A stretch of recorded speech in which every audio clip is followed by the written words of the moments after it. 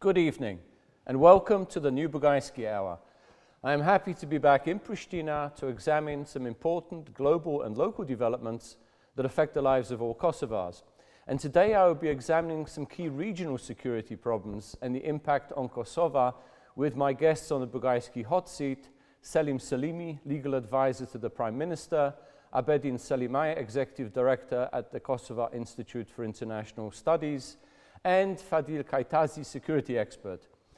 But first, my political commentary on a key international topic is entitled Beyond the Cold War. Moscow's chemical weapon attack on British soil has alerted Western leaders to Russia's intensifying offensive against the West. Kremlin policies are not a replay of the Cold War, but a much more dangerous endeavor in which Russia is testing the limits of Western reaction. Over 25 countries expelled in excess of 150 Russian diplomats, many of them spies. This was the largest coordinated expulsion since the Cold War.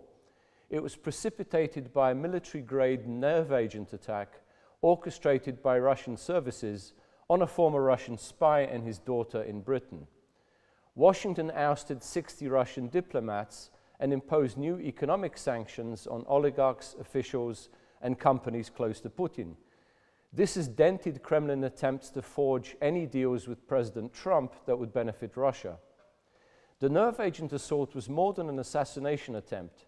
It was a chemical weapons attack on a NATO ally in which hundreds of citizens were infected. States that do not respond to such provocations are considered by Moscow as weak links in the Western chain. By showing solidarity with allies, each capital will be in a stronger position in dealing with Putin when he turns his attention towards them. However, the expulsions are unlikely to change the Kremlin's aggressive behavior, and Western capitals must deploy more effective tools of pressure. In particular, they must focus more intensively on Russia's assets. Total private Russian holdings abroad amount to almost $1.3 trillion, as money is regularly siphoned out of Russia to benefit a small clique of billionaires. Since 2006, the personal enrichment of Putin and his closest collaborators has amounted to some $25 billion a year. Putin himself is believed to be the richest man in the world, with a personal wealth of approximately $200 billion in various bank accounts and properties around the world. The US and Britain harbor most of Russia's offshore wealth because they allow for large-scale and anonymous investment in real estate. Secret ownership of property and other assets must be investigated. Until now, the US government has detected only a few $1 million of illicit funds, although the US Treasury has calculated that at least $300 billion a year has been laundered in the United States over the past decade. Freezing Putin's fortunes, cracking down on oligarchs, and curtailing the Russian budget can undermine elite support for Putin and even precipitate a power struggle in the Kremlin. The nerve agent attack should now make Moscow nervous.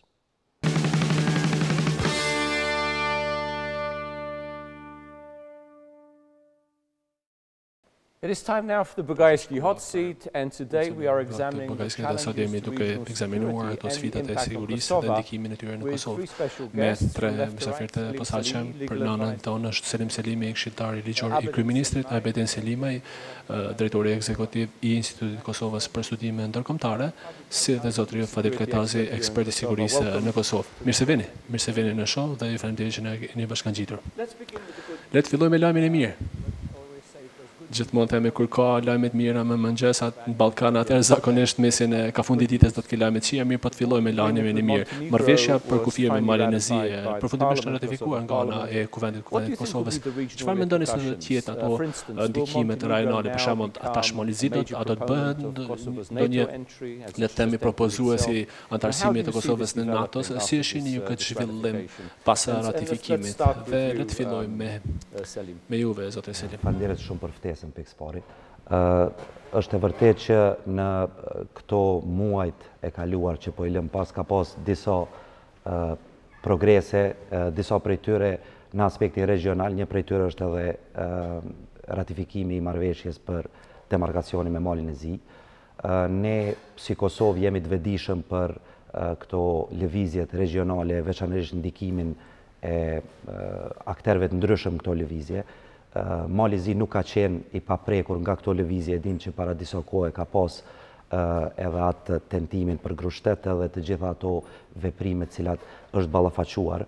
Edhe do thot pastaj Mali Zi si antari NATO-s është jashtëzakonisht i rëndësishëm për neve si Kosovë, pasi që ta kesh NATO-n në fshinësi do thot një siguri më e madhe, e cila shkon paralel me ambicjet tona edhe me rrugën tonë qartë për integrime euroatlantike.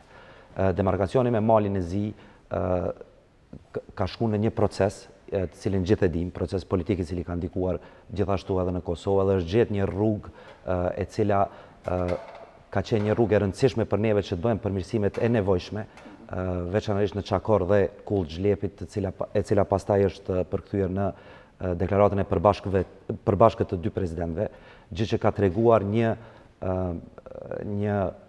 qasje pozitive, progresive të Malit Zi ndaj zhvillimeve të fundit në Kosovë, edhe zhvillimeve të cilat kanë qenë në Kosovë rreth këtij demarkacioni. Kjo gjithashtu vërtetohet me vizitën e kryeministrit të Malit Zi në Kosovë, që është edhe një simbol se Mali Zi do thot është interesuar për një fshinësi të mirë me Kosovën, që është edhe e kundërta, do thot edhe Kosova është interesuar për një fshinësi të mirë me Malin e Zi. Edhe gjatë këtij takimi, vetëm njëra ndër temat ka qenë demarkacioni, normalisht si temë e rëndësishme tjetër e takimit të dy kryeministrave ka qenë edhe përpjekjet dhe rruga e Kosovës drejt anëtarësimit në NATO. Mali Zi është një ndër fshinjet e rëndësishëm i cili do ta udhëzoj Kosovën dhe së bashku me Kosovën do të shkojë drejt rrugës së anëtarësimit në NATO. Normalisht kjo është një proces më kompleks. Ratifikimi i marrëveshjes për demarkacionin është e rëndësishme për zhvillimet e brendshme në Kosovë, por edhe për zhvillimet regionale. Sepse Mali Zi do thot tash e përmbyll këtë pjesë nga ana e Mali Zi. Për Kosovën është e rëndësishme që të bëhen përmirësimet e duhura, që Mali Zi ka treguar një qasje jashtëzakonisht pozitive për këtë, do të bëhet grupi punues edhe do të bëhen përmirësimet deri në Çakor edhe në Kull të Xhlepit. Edhe këto përmirësime do të bëhen së bashku. Kjo tregon një simbol të fshinësisë së mirë, një simbol të dy shteteve të cilat kanë përqafuar këto vlerat e integrimit euroatlantik. Edhe në raport me Malin e Zi, Kosova gëzon një respekt dhe një fshinësi të mirë e cila kultivohet edhe më shumë. Po, Abedin, si shihni ju këtë? A mendoni se kjo do ta ngritë lëvizjen e Kosovës drejt NATO-s? Do ta avancojë këtë lëvizje, po ashtu edhe ndaj BE-s? Ndoshta po vazhdoj në shqip. Ndoshta me ndërlidh shkurt me pjesën e demarkacionit edhe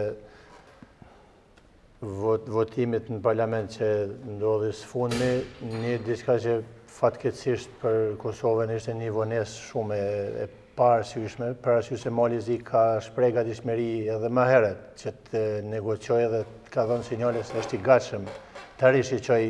Mirë po, politika e brendshme në Kosovë ka qenë aq e fragmentarizuar sa që e solli situatën që pas 3 viteve të ndodhë një gjë e tillë, ndoshta është tepër e panevojshme sonte të përsërisim problemet të 3 viteve që i kemi për çdo ditë dhe qytetari më i thjesht atje i ka diskutuar.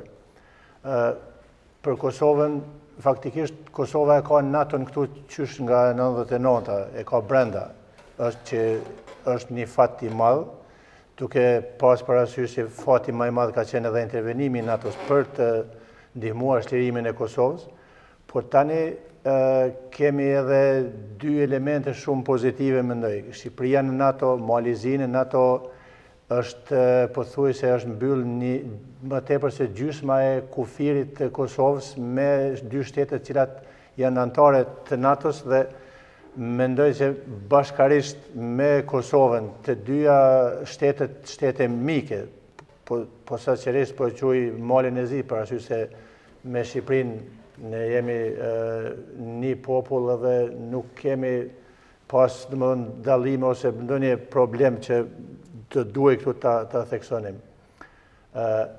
Rëndësia e ecës së Kosovës tani drejt integrimeve evropiane edhe NATO është më tepër problem i brendshëm. Problemi në Kosovë është te politika jonë. Te njerëzit që tani më 20 vite në Kosovë janë të njëjtit, sërrollaten me problemet njëjta dhe në fund e shohim se janë agenda shumë personale të disa liderëve, fatkeqësisht, të cilat kanë shkaktuar aq pasiguri në Kosovë, saqë njerëzit kanë filluar të mendojnë se ndoshta Kosova nuk do të arrijë edhe ditën kur do të jemi pjesë e Bashkimit Evropian dhe NATO-s. Mirë, po të pas parasysh që populli i Kosovës gjithherë e ka gjetë rrugën e vet, edhe gjithherë ka ditë edhe në momente të vështira bëj edhe ndryshime të mëdha. Unë besoj shumë, sidomos te rinia e Kosovës, se do ta kemi, po e quaj kështu, një revolucion tamam demokratik edhe të vinë në shprehje njerëz të ri, gjenerata të reja të politikës, cilat janë të fokusuara drejt për drejt Bashkimin Evropian dhe në NATO. Thanks very much. Fadil, let's move on to some of the problems. Problemeve, marrëdhëniet me Serbinë, që nuk janë asnjëherë të lehta mes Prishtinës dhe Beogradit. Këto zhvillimet e fundit përfshin këtu edhe këto propozimet që janë lajmëruar, raportuar, për cilat kemi dëgjuar në Washington prej kryeministrit Vučić dhe ministrit jashtëm Dačić për të ndarë dhe për të këmbyer territorin me Kosovë, për cilat qartëzi presidenti tha që ka refuzuar. Çka konsideroni këto spekulime? Është Beogradi serioze për sa i përket ndryshimit të kufirit dhe cili duhet të jetë reagimi apo përgjigjja e Prishtinës për këtë?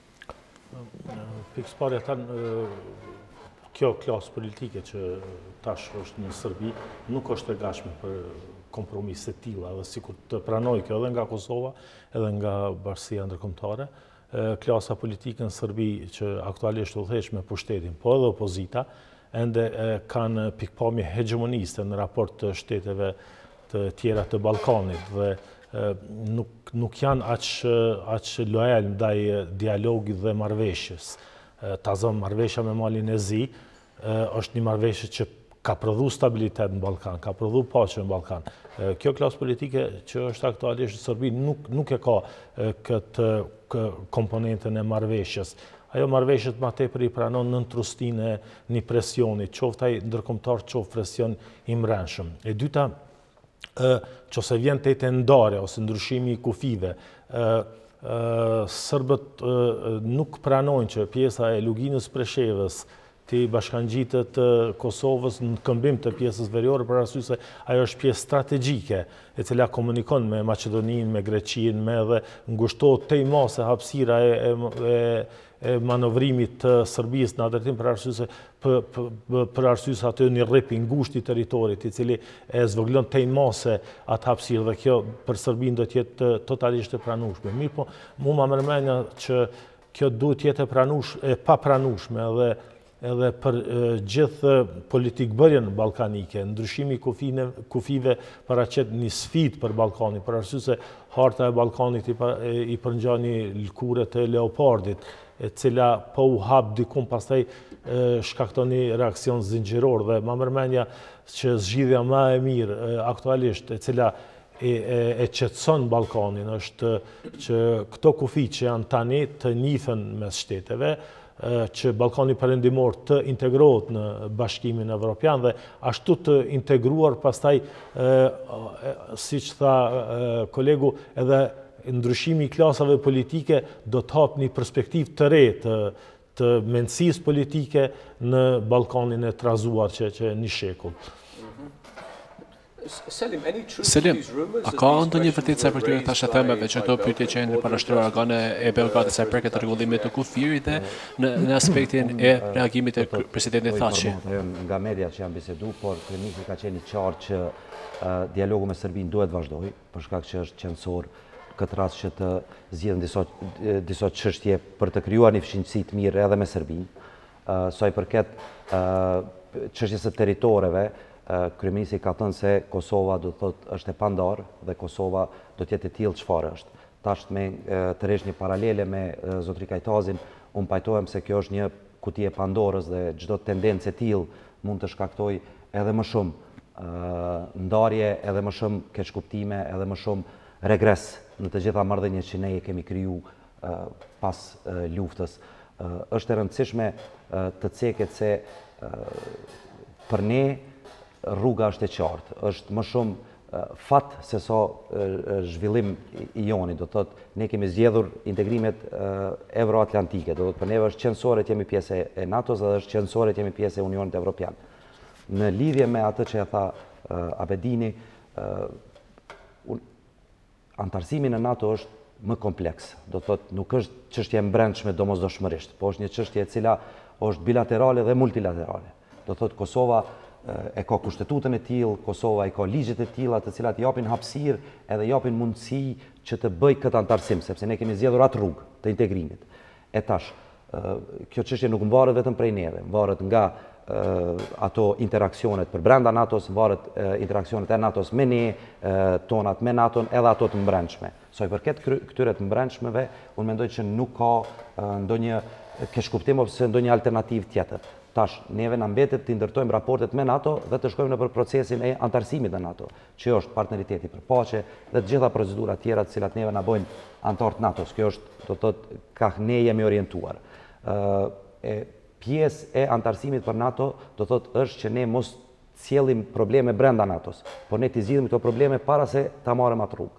Do thotë rrugën që e kemi para se ta përfundojmë atë rrugë. E kjo është që me dialogun me Serbinë që të përfundoj me njohjen e dyanshme të këtyre shteteve, edhe t'i hyjmë kësaj rruge si fëqinj. Do thotë t'i ndihmojmë njëri tjetrin që t'jemi bashkë antar të NATO-s.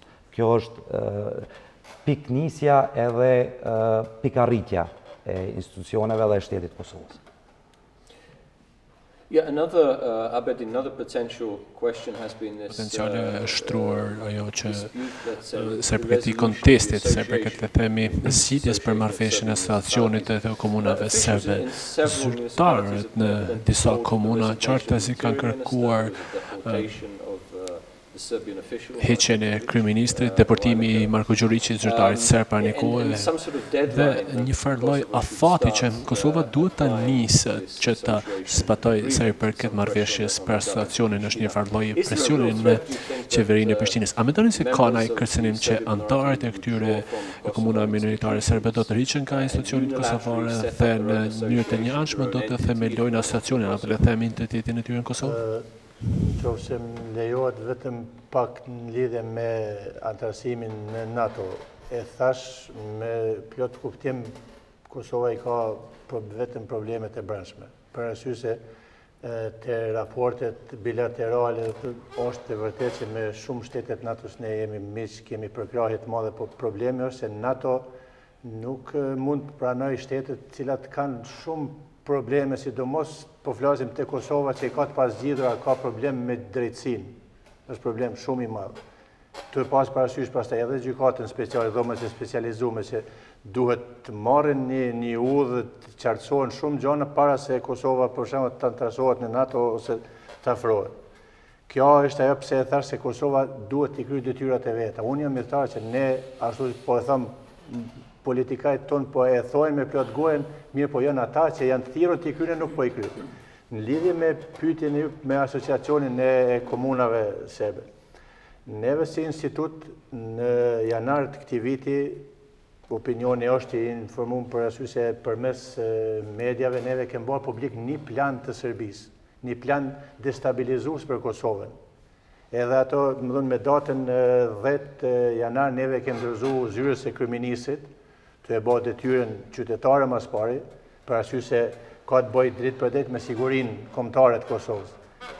Pastaj e dim rrjedhën e ngjarjeve me datën 11 ka dalë edhe KFOR-i, ka sinjalizuar se në veri ka grupe të armatosur, ambasada amerikane ka bërë thirrje që qytetarët mos të shkojnë në veri, qytetarët amerikanë, dhe me datën 15 neve kemi ofruar mediave në Kosovë planin që të bëhet edhe publik, fatkeqësisht nuk e kanë bërë. Është bërë në ditën e nesërme kur është vrarë Oliver Ivanovićin në veri. Dhe neve në vazhdimsi pastaj e kemi përcjellë se ky plan për neve si institut është duke vazhduar. Edhe brenda këtij plani futet edhe tendenca e shpalljes së asociacionit në mënyrë të njëanshme nga përfaqësuesit e minoritetit serb në Kosovë. Neve shohim paralajmërimin për datën 20 që të bëhet një shpallje e tillë, e shohim bukur të rrezikshme, për arsye se vetë plani i cili është quajtur domethënë toka e shenjtë dhe është plan shumë i detajuar, që ka një bazë në nish me 8-9 baza në Kosovë dhe me një grup të madh njerëzve që kanë qenë të involvuar plus me një fond të jashtëzakonshëm mbrapa këtij, atëherë neve mund të ndërlidhim se ka vazhduar domethënë me vrasjen e Oliver Ivanovićit që ne kemi paralajmëruar se ka tendenca destabilizimi në enklavat serbe, domethënë për arsye se këta vetë edhe i kanë marrë si enklava. Pastaj kemi vazhdimi grafitet në fshatin Uglar, që neve kemi konsultuar edhe me ekspertë që janë shkruar nga njerëz me detyra të caktuara dhe tani kemi pastaj futja e Gjuriqit dhe arrestimi neve për neve si institut është reakcion i shtyrjes ndoshta fillimit të arrestimeve për gjykatën speciale është një më shumë ndërlidhet me këtë për neve është fjala si institut, mirë po të krijimi i asociacionit neve e shohim si pjesë e këtij plani që është duke ecë në vazhdimsi që Kosova, sidomos veriu i Kosovës, të destabilizohet. Unë nuk jam i mendimit komplet me kolegën për arsye se Serbia gjithherë në Kosovë i ka pas si qëllim resurset e Kosovës, nuk i ka pas problemin e popullatës ose probleme tjera, kanë qenë resurset dhe e dim veriu ka shumë resurse për cilat Serbia është e interesuar. Fadil, how do you see this? Si shihni ju të tërë këtë kontestin serb për këtë komunave? Në teorinë e luftës janë dhënë me shekuj mendime se kur një luftë konsiderohet e përfundume. Ka pas mendime që kur t'i shkatërrohet kundërshtarit ushtria, ka pas mendime kur t'i pushtohet kryeqytete e tjera, mirë pro Klauzevici e ka, Von Klauzevici e ka të thënien që e përmbyll këtë debat dhe thotë se në një vend konsiderohet i pushtuar atëherë kur ti arrin të krijosh dukuri politike në dobi të tondën për arsye se siç di lufta është vazhdim i politikës me mjete tjera.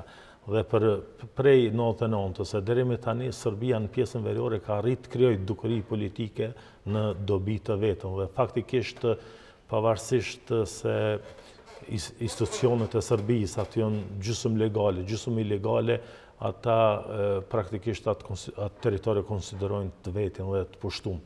Tash Bashkia Ndërkombëtare është duke bërë përpjekje që këtë territor ta kthejë në jurisdiksionin e Kosovës. Dhe mënyra më e mirë për të krijuar tash dukuri politike në dobi të Kosovës në territor është zgjidhja momentale është asociacioni i Kosovës dhe fatkeqësisht politikanët e Kosovës, një pjesë e madhe e klasës politike e Kosovës nuk e ka kuptuar këtë dhe janë vonu shumë me formimin e asociacionit të komunave të Kosovës. Është dashur që kjo punë të kryhet më herët për arsye se vetë integrimi i popullatës asaj pjese e cila intimisht është shumë e interesuar që të integrohet për arsye se atje përpos institucioneve të dobta të shtetit sërb, atje mbizotnojnë institucionet e mafijës sërbe. Atje ajo populata është në gjendje shumë të keqe nga ndikimi i bandave të ndryshme, edhe janë shumë të interesuar që kjo punë të merr fund. Dhe mu më mërmenja që zvarritjen e formimit të asociacionit Kosovës, përpos që klasa politike e Kosovës nuk ka qenë e vetëdijshme ta kuptoj dhe ta zvarrit, është interesuar edhe Serbia që ta zvarrit këtë proces, për arsye se po përmbyll ky proces do thotë Vučićit dhe klasës politike në Serbi i përfundojnë gjitha letrat për ta marrë peng edhe popullin e Serbisë. Nuk duhet të harrojmë se në Serbi është një gjendje shumë e rëndë ekonomike. Është një mungesë e funksionimit të ligjit dhe rendit. Aktualisht me Serbien udhëheqin nën rrogos, që thonë 8 familje mafioze. 10, 2 janë pak më dobta, po 8 janë që e kontrollojnë edhe shtetin, edhe jetën e përgjithshme dhe në Serbi në çdo moment pritën shpërthime dhe klasës politike që tash udhëheq me Serbinë, Kosova vazhdimisht i shërben si një mjet për ta ruajtur qetësinë brenda popullit serb. Momentin që përfundojnë çështjet me Kosovën Serbia ka shumë probleme serioze me cilat duhet më marë. Ka probleme shumë të thella ekonomike, ka probleme shumë të thella sociale dhe ata janë të vetëdijshëm për arsye se kanë struktura specializume që i përcjellin këto gjëra në vazhdimsi. Në anën tjetër kemi edhe një ndëkim të faktorit të jashtëm në këtë punë i cili nuk e lejon konsolidimin e shtetësisë Kosovës në pjesën veriore. Është faktori rus. Yeah, I want to come back to Russia in a moment. Okay. Let me turn to Selim. Po, Selim, a sheh këtë marrëveshjen sa i përket asociacionit apo këtë çështjen e asociacionit që është bën një farë lloj burimi presionit nga ana e Beogradit, që presion mbi Prishtinën që si përpjekje për të destabilizuar themi me mjegullu ujrat? Asociacionit të komunave me shumicë serbe duhet të shikohet si një proces, nuk duhet të shikohet vetëm në kontekst prezent. Për shkak që ne kemi një marrëveshje të prillit të vitit 2013, e cila e parashef formimin e asociacionit të komunave me shumicë serbe. Ajo marrëveshje është produkti një dialogut që na e kemi bërë me Serbi. Dialogu ka vazhduar. Të thotë edhe pastaj janë bërë parimet. Në qeverinë e kaluar janë bërë parimet asociacionit. Parimet cilat janë dorëzuar në gjykatën kushtetuese dhe gjykata kushtetuese ka pas shumë të shprehur rreth këtyre parimeve, veçanërisht me eliminimin e asaj fuqisë horizontale në institucionet edhe në ato të drejta dhe obligimet kushtetuese të Kosovës. Edhe për një kohë nuk është, do thotë, ka vazhduar dialogu, është formuar ekipi menaxhues, është formuar pastaj ekipi implementues i cili nuk është formuar kështu me persona, por është dakorduar që të formohet një i tillë. Edhe tash Rishtaz, kryeministri, ka marrë vendim që t'ja jap kompetencat ekipit menaxhues i cili ka qenë i dakorduar më herët si proces i dialogut me Serbinë, do të thotë sepse kjo nuk duhet të shikohet edhe një herë, po them në kontekst tashëm, po duhet të shikohet si një rrjedhë i cili do të punojë në shkruajtjen e statutit. Tash, për neve është e rëndësishme që të respektohen marrëveshjet, sepse një shtet demokratik, një shtet serioz i respekton marrëveshjet e veta. Do thotë, por këto marrëveshje prodhojnë efekte politike, prodhojnë edhe efekte juridike. Ne gjitha këto efekte politike dhe gjitha këto efekte juridike duhet të kornizojmë në kushtetutën tonë. Gjë që është bërë me parimet dhe gjë që do të bëhet me statutin. Sepse statuti i Asociacionit të Komunave Serbe, çfarë do të jetë, duhet ta marr verzioni final apo fjalën finale nga gjykata kushtetuese e Jonja. Të shikoj se ai statut a reflekton edhe a bazohet në kushtetutën tonë. Do thotë kjo është e rëndësishme për neve. Dialogu ka fillu, dialogu duhet të përfundojë. E për të përfundu dialogu duhet gjitha fazat edhe dakordimet që t'jemi shtet serioz edhe në raport me fqinjen tonë, do thotë ato që i dakordohemi në garancë të Unionit Evropian dhe Shteteve të Bashkuara të Amerikës, ti implementojnë ato obligime. Tash, problemi është që shteti fqinj, në këtë rast Serbia, nuk është treguar serioze në implementimin e këtyre marrëveshjeve. Shumë prej këtyre marrëveshjeve kanë dështuar që të implementohen. E kur vjen puna të implementimi, vjen puna të vullneti politik. Vullneti politik i tyre është indikacion që nuk është aq i fuqishëm sa të implementojë ato për çka janë dakorduar në dialogun tonë. Përderisa, edhe përkundër ndryshimeve të pushteteve në Kosovë, që nga fillimi i dialogut është parë një vullnet politik për ta përmbyllur këtë dialog, se për neve është me interes të veçantë që të shtrihet kontrolli juridik edhe kontrolli politik në veriun e Kosovës. Tash, integrimi është proces i ngadalshëm, duhet të jetë demokratik dhe duhet të jetë hapasapi. Pikë pari, ata nuk kanë pranuar të hyjnë në zgjedhje lokale. Është arritur që ata të hyjnë në zgjedhje lokale. Ti pranojnë ligjet tona sa i përket veçeverisjes lokale. Në ndërkohë, në bazë marrëveshjes prillit, parashihet që të jetë një asociacion i komunave, i cili marrëveshje prillit thotë do të jetë i ngjashëm sikurse Asociacioni i Komunave të Kosovës, i cili është një organ i mbledhur nga komunat, i cili merr vendime, koordinon punën e komunave tjera tjera. Një gjë, do thotë, në bazë kushtetutës tonë edhe asaj marrëveshje kanë të drejtë që ta bëjnë komunat me shumicë serbe atje. Por kjo duhet të jetë në bazë kushtetutës tonë, në bazë ligjeve tona. Është riaktivizuar ekipi menaxhues, ka filluar puna edhe marrëveshjet duhet të përmbyllen. Duhet të përmbyllen për shkak që ne kemi obligim njerë për gjithmonë mos me pas çështje të hapura me Serbinë, se sa më shumë që kemi çështje të hapura me Serbinë, aq më shumë është regresive zhvillimi jonë. Luftën e kemi fituar, pavarësinë e kemi shpall, tash duhet ta përmbyllim kapitullin e fundit. Ndryshojmë pak vendet e flasim për Turqinë. Ç'a mendon ti se do të jetë ndikimi politik I atyre deportimeve të fundit të 6 shtetërorëve turk nga Kosova, që mendoj se për gjithë ka qenë e befasueshme. A mendon që Ankaraja në mënyrë të paqëllim të duke destabilizuar jo vetëm Kosovën, po edhe rajonin duke u ndërhyrë në politikat vendore, duke importuar, le të them, eksportuar ato politikat e brendshme mes Erdoganit, polemikat mes Erdoganit dhe Gülenistës. Sheti këtë. Pari në lidhje me arrestimin e 6 qytetarëve, me deportimin e 6 qytetarëve turq, Kosova nuk duhet edhe nuk ka qenë dashur as në të kaluar ta lejoj që të bëhet një arenë e luftës politike, Erdogan, Gülen, më dhënë parasysh se nuk kemi asnjë interes në këtë drejtim. Hapja e shkollave të ashtu quajtura güleniste, pastaj edhe erdoganiste në Kosovë, unë e besoj Kosova, edhe pse ka një sistem jo të mirë të bazuar në testin e PISA-s edhe rezultatet tjera të arsimit, prapë neve kemi kapacitetet, kemi shkolla të mjaftueshme, edhe duhet më tepër të orientohemi në shkolla perëndimore, kom fjalën që në Kosova të ketë.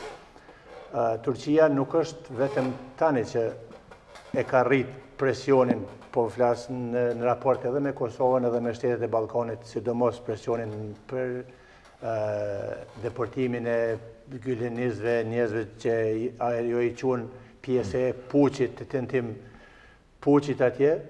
Në Kosovë Turqia ka një ndikim bukur të madh edhe ekonomik. Duke ju falenderuar edhe politikës Kosovës, e cila në një farë mënyrë duke qenë pjesë e këtyre bizneseve që një pjesë e madhe janë zhvilluar në prapavi, kemi investime turke që për mua nuk janë ashtu të mëdha sikur se këtu propagandohen, parasysh se e dim ketë si është privatizuar për shumë pak para, më thënë, kemi aeroportin, është një diçka e mirë që I ka ndodhur Kosovës, mirë, po prapë Kosova nuk është as fitimtare për mendimin tonë edhe në lidhje me ato, dhe kemi në anën tjetër, kemi shumë investime në objekte fetare, në objekte të vjetra që kanë qenë pjesë ose të ndërtuar nga Perandëria Osmane, dhe sidomos te ndërtimi I xhamive treja, duke përfshi edhe xhamin e madhe në Kosovë që pretendohet të ndërtohet nga Turqia, që neve si institut I marrim shumë me rezerva dhe realisht jemi kundër që të ndërtohen pa një plan, pa kontroll, tani tutje xhamia ose objekte fetare në Kosovë.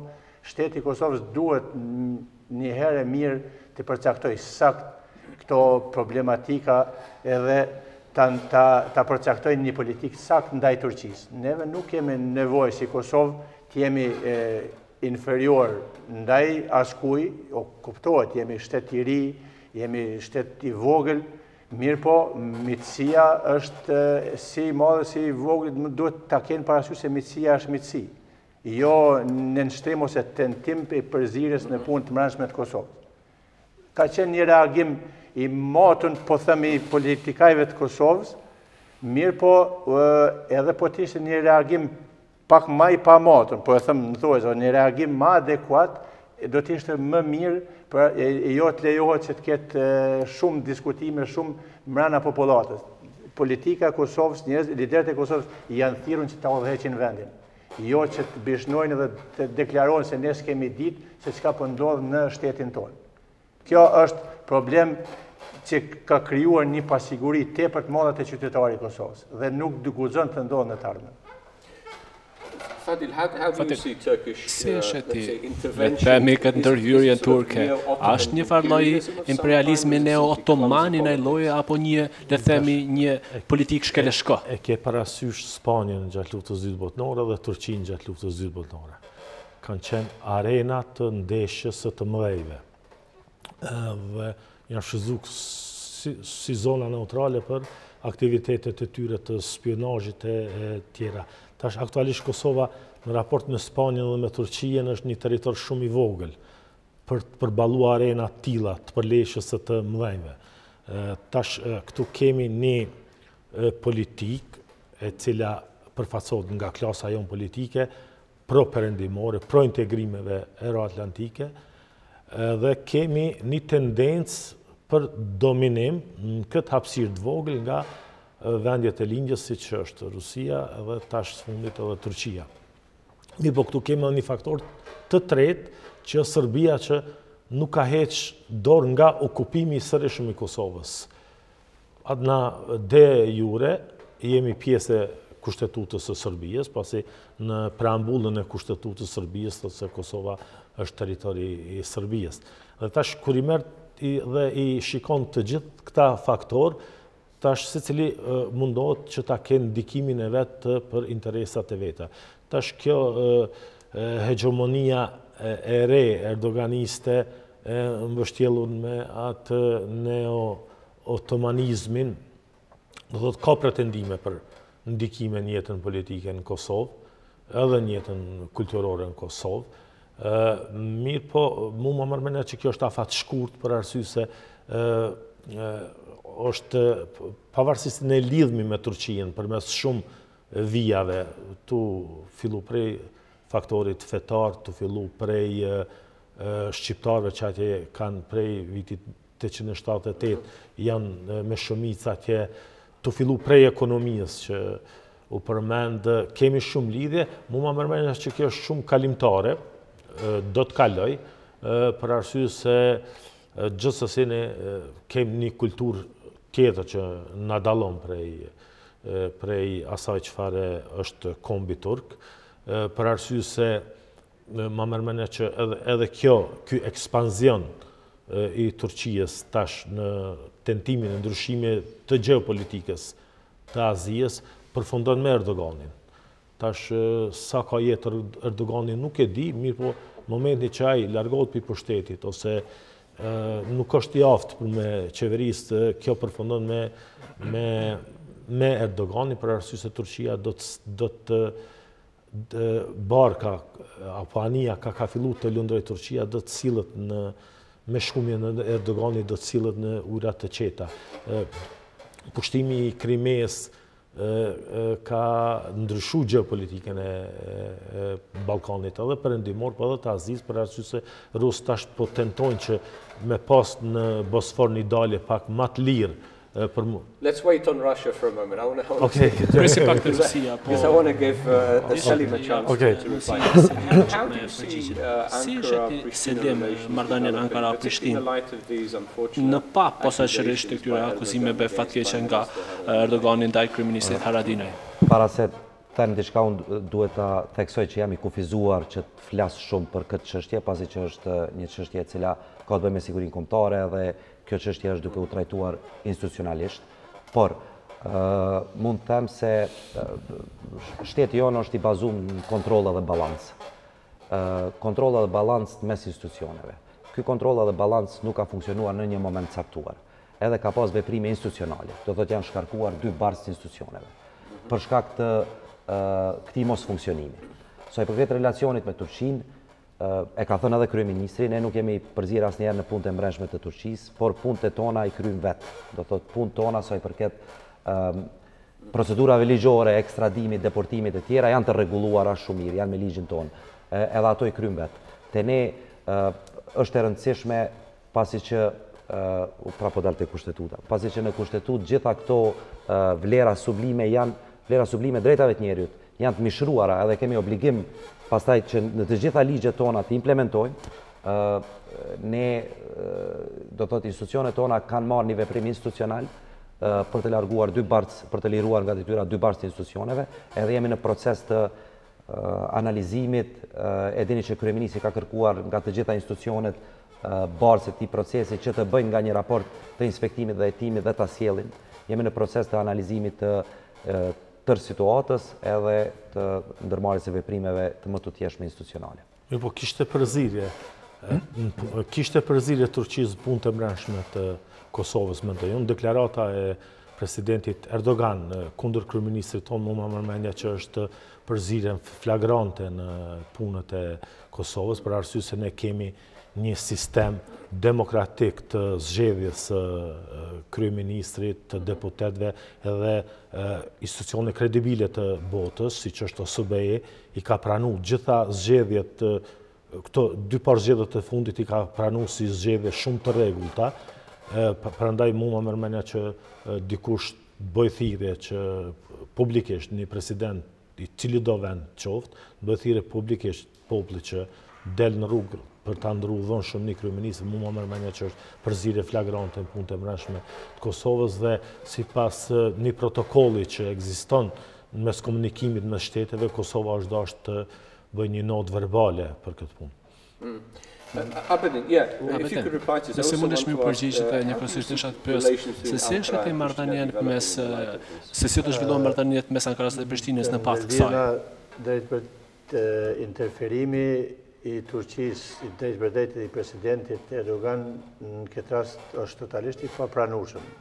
Mirë po, neve kur e kemi parasysh se njerëz e thirrur për të ruajtur sigurinë kombëtare e kanë rrezikuar sigurinë kombëtare në Kosovë, të përfshi AKI-n edhe policinë, atëherë është shumë normale, po e quaj, normale që ti e ke hapë derën të përzihet edhe dikush që nuk ka asnjë nevojë të përzihet në këtë problematik, kur kem parasysh se Turqia ka përfituar në këtë rast. Pastaj ardhja e agjentëve, ashtu sikur se është thonë, e agjentëve turq, që ka indicie që kanë qenë të përfshirë edhe në te arrestimi, me të vërtet, kjo për mendimin ton, qeveria e Kosovës ka qenë darë të bija atë ditë. Është puna më e vogël, ose është diçka shumë e papranueshme largimi i drejtorit të AKI-s dhe ministri i punëve të brendshme. Qeveria në Kosovë atë ditë ka ra. Me që Kosova është sui generis, me shumë gjëra, kemi vazhduar në këtë mënyrë, me gjithë respektin për punën, angazhimin edhe të kryeministrit, prapë se prapë fuqia e tij mbrana kësaj qeverie është shumë e vogël. Edhe, domethënë, qeveritë e krijuara në këtë formë ku kryeministri përfaqëson pakicën, janë shumë problematike që Kosova të ketë një qeveri e cila mund të ecë proceset ashtu po e thëmë sikur se do të dëshironte kryeministri Haradinaj ose një kryeminist tjetër, posaçërisht kryeministri Haradinaj që me një vullnet të madh e ka marrë detyrën, por kur ke një konstelacion të tillë të qeverisë ku ka shumë shefa edhe disa ministra i japin llogari më tepër liderët e partisë së saj kryeministit, është evidente që gjërat nuk mund të ecën ashtu si duhet. Kosovë si duhet një qeveri e fort, po flas me shqiptarëve, për arsye se kemi rastin kur edhe lista serbe bën obstruksione aq të mëdha duke shfrytzuar pozicionin cilin ja ka dhënë Beogradi dhe duke shfrytzuar resurset e Kosovës. Selim, if you could jump in. Nëse mundesh me përshkëndijë. Sa i përket argumentit se qeveria Pakicës do thotë në krahasim me qeverinë e shumicës, ne qeverinë e kaluar kemi pas qeveri shumicës, kemi pas diku mbi 80 vota të deputetëve. Edhe dini që në atë qeveri nuk kanë ecur disa çështje, si për shembull demarkacioni, disa çështje tjera, edhe pse kanë ekzistuar votat. Do thotë çështja e tash qeverisjes me qeveritë Pakicës, si shpequna Bedini. Kryeministri ka qenë edhe atëherë i partisë vogël, e thash. Po ka qenë qeveri e shumicës, do thotë edhe tash ti pithu qeveri e Pakicës, po kjo nuk ka ndikuar në qeverisje. Edhe kjo çështja e çka ka ndodhur me 29 mars me dëbimin e 6 shtetësve të huaj, edhe kjo çështje ka treguar një qeverisje, për shkak që ka ndodhur një situatë e cila pastaj është menaxhuar. Ky menaxhim ka qenë një veprim institucional i kryeministrit, ku ka thënë kryeministri edhe publikisht që nuk ka qenë informuar e pastaj ka ndërmarrë veprime në kuadër të mandatit të tij që ta evitojë ndonjë eskalim më të madh kësaj situate. Po të kishte ra që po thuti qeveria do thotë në atë amulli, atëherë vetëm do të bëheshin shkarje më të tjeshme të dështimit një shteti. Por është qeverisë në bazë të rrethanave të caktuara, tash ti qeverisë në rrethana të caktuara, janë krijuar disa rrethana pa dëshirën dhe pa dieninë e kryeministrit. Edhe pastaj është qeverisë në bazë aty në rrethanave, është evituar edhe është stabilizuar gjendja. Tash edhe ne jemi në proces, edhe jemi në proces të analizës, por janë marrë veprimet aty për atyshme të çka kryeministri ka konsideruar që duhen të merren që të stabilizohet gjendja edhe të qeveriset. Kjo është qeverisi. Unë mendoj, zoti Bugajski, një ndërhyrje të vogël, demarkacioni nuk është rezultati i kësaj qeverisje. Për arsye se në mandatin e kaluar obstruksioni kryesor për mos mu votu demarkacioni pikërisht e ka bërë edhe zoti Haredinaj. Demarkacioni tani, votimi i demarkacionit është rezultati i LDK-s, e cila sikur të sjell tani në opozit, si që sjell zoti Haredinaj në opozit, demarkacioni nuk do të ishte votu. Dhe mu më mërmenja që I don't want to get too much into domestic politics. We'll leave that for another day. I'm interested here, particularly in the Jam shumë interesuar më së këtë çështje të vendore. Jam shumë interesuar për çështjen e stabilitetit. Pyetja kryesisht e fundit sepse ne kemi vetëm disa minuta dhe lutem për përgjigje të shkurtë. Roli rus e CK këtë më herët.